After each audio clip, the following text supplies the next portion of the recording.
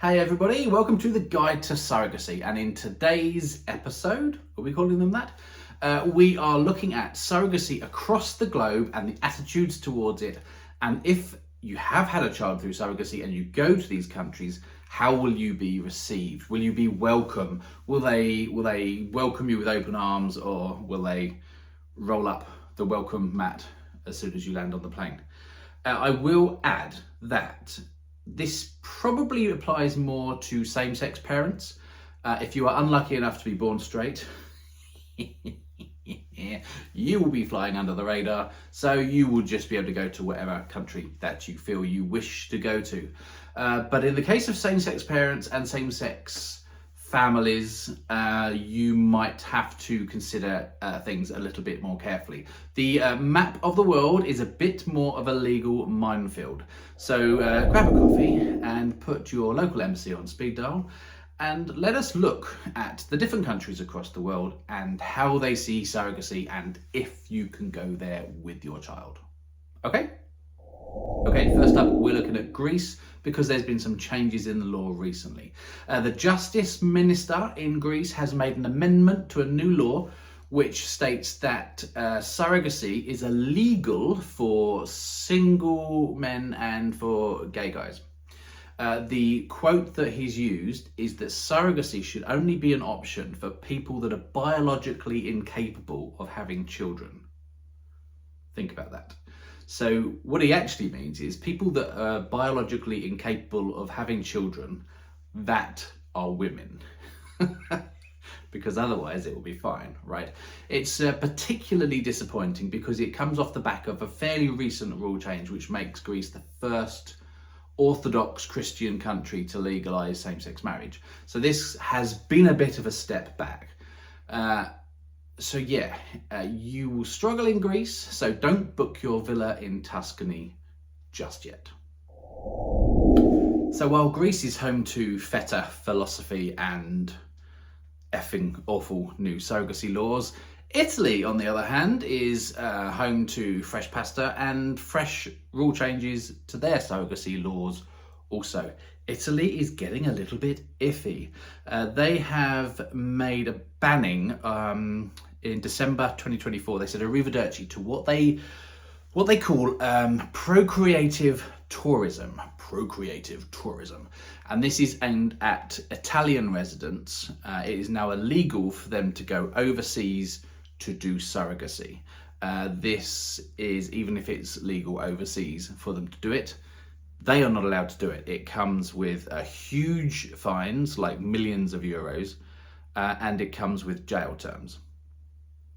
So that has sent shockwaves through the LGBTQ community there. There's many families who have already been created through surrogacy that lived there who are now scared of travelling because they'll get to the border and custody rights are questioned, and it just looks scary and awful. Imagine being held hostage in your own country if you wanted to get out and about. Scary times. Now the thing with both Greece and Italy is that they should let same-sex families come into the country who are tourists. So their rules only affect their own residents, inhabitants, population. When it comes to tourists, they're okay. What you might experience though is some kind of bias or discrimination through officials. You will need to get your paperwork in order. Any kind of discrepancies or hiccups is going to cause a question, and you just need to be prepared that it might not be a smooth sailing and you could face some difficulties. So that is Greece and that is Italy where that applies at the moment. Let's have a look at some of Asia. Much of Asia, you will be okay. But in Cambodia, surrogacy is illegal. In late 2024, 13 pregnant Filipino ladies were arrested because they were pregnant with someone else's child. This is a crackdown on surrogacy, which they see as a way of combating human trafficking. Now, I will raise the question that perhaps these pregnant ladies aren't the ones that are organising this human trafficking ring, and maybe they are victims in their own right. Nonetheless, once they've had the babies, they will be put in prison. So the surrogacy rules in Cambodia and those areas in Asia are a little bit tricky at the moment also. Similarly, as with other countries that we've talked about, tourists will be fine coming into this country as long as it is on non-surrogacy related business. They want people to come, but they're cracking down on illegal backstreet, kind of shoddy and unregulated surrogacy, and that makes it a super hot topic over there, and they are just blanket arresting people for it to try and to knock it on the head. So be aware, but you're not going to be going there for surrogacy reasons anyway, right? Because there's perfectly acceptable and healthy and regulated ways of doing it in this country. So why would you not? Should we have a quick look at America? America are quite good with their own surrogacy, in their own kind of business transactional sense, but only in certain areas. Federal rules are very supportive and strong and well set up for same-sex families over there. What you could wish to be aware of are some of the more conservative areas, the Tennessees, the Louisianas, the Mississippi areas. You may have a bit more public resistance. It's not illegal. Gay parenting is good and fine in areas of America, but there will just be some Bible Belt area places that you could face a little bit of discrimination. Legally, though, you are sound. The only areas you could struggle are in some access to healthcare if you need it while you're traveling over there. But again, it would depend where you are. So in all of these cases that I'm talking about, just imagine for a moment that I'm not a legal expert for your own safety, and do a bit of research on your own back. The UK government website for tourism up-to-date information is excellent. I'll stick a what's it here, and there'll be another link at the end. Do I need to mention Russia? Probably not. You are going to know that you won't be safe. Being gay in Russia is illegal. You will not want to go there with your family. If you do need to go there for whatever ridiculous reason, then you need to seriously put on your straitjackets and go undercover. Separate beds in a room, refer to each other with different relationship labels. You know, the works. You need to be safe. Don't expect the government to help you, because it is the government's anti-LGBT slurring propaganda which is doing a lot of the damage to public opinion on the gay community and the wider queer community as well in Russia. So stay safe, avoid it like the plague. Similarly, the Middle East, shall we say, there's a large amount of areas in the Middle East you will not want to be visiting with your surrogate born child and same-sex partner. Countries like Qatar or Saudi Arabia or Yemen. These are all places where it is illegal to be gay, and you will be wanting to avoid those areas. The one exception in the area, I would say, would be Israel. Israel is far more progressive. It is legal to get married there. They are supportive of gay rights and gay parenthood as well. So that could be somewhere that you would want to go to if you're going to the Middle East. Otherwise, watch out. There could be deportation. You could get refused at the border. There will be custody concerns over your child. It may not be worth it. Then Africa. Much of Africa, probably want to avoid as well. Gay will be illegal in many of the countries. One country where it would not be illegal and where you might feel a bit more welcomed will be in South Africa. That is the only country to make being gay and having a family as a gay parent legal. Actually, South Africa was one of the first countries to legalize it, and it's the only country in Africa to have legalized it. So even then, even if you're in South Africa as a tourist, you will probably want to stick to the big cities.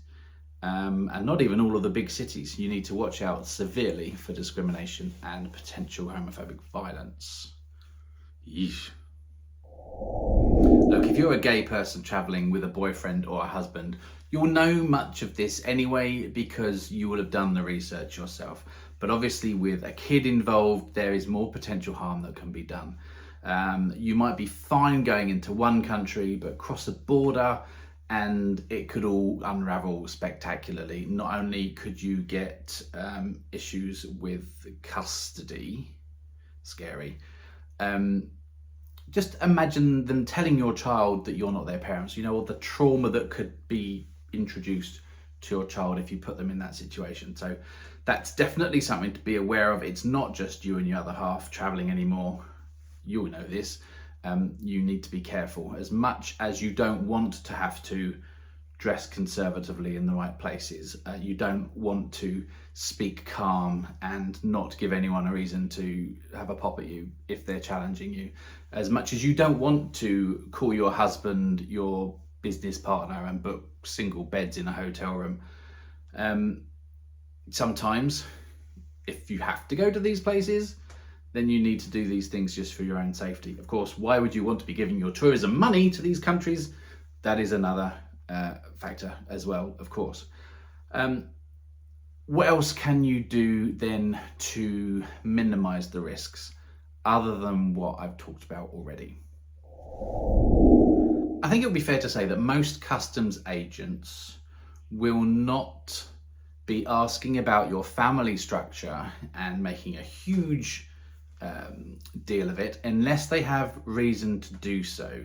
So if your paperwork is all straight, there's no legal question marks over it, you should be fine. And what I mean by that is, can you make sure that your surname and the child's surname are all the same? Can you make sure that there's no issues between the relationship that you have with your child? It will be simpler if you've had the parental order and you have all the paperwork that you need. Take the child's birth certificate, over prepare, have too much information with you just so you can make sure that everything's fine. Worst comes to the worst, have your British embassy details for that country on hand in your phone. Yes, that is what you might need just to be safe, because you never know what might happen. Of course, you might want to do what the sensible people will choose to do and just stick to the safe countries. Canada is good, most of Europe, Australia and the regions around there, and many, many, many other places are of course open and available and welcome to you and your family. So perhaps stick to those.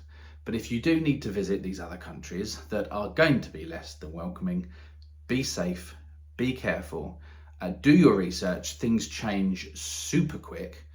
Government website, the Foreign Commonwealth Travel Advice website is very good. I'll put the link here if it's not already here. And I think that's where we're going to call it a day today. Let's talk about this more. Leave a comment, ask a question. Let's discuss this topic further. Stay informed, stay fierce. Thank you very much. And we'll see you on the next Guide to Surrogacy video next time.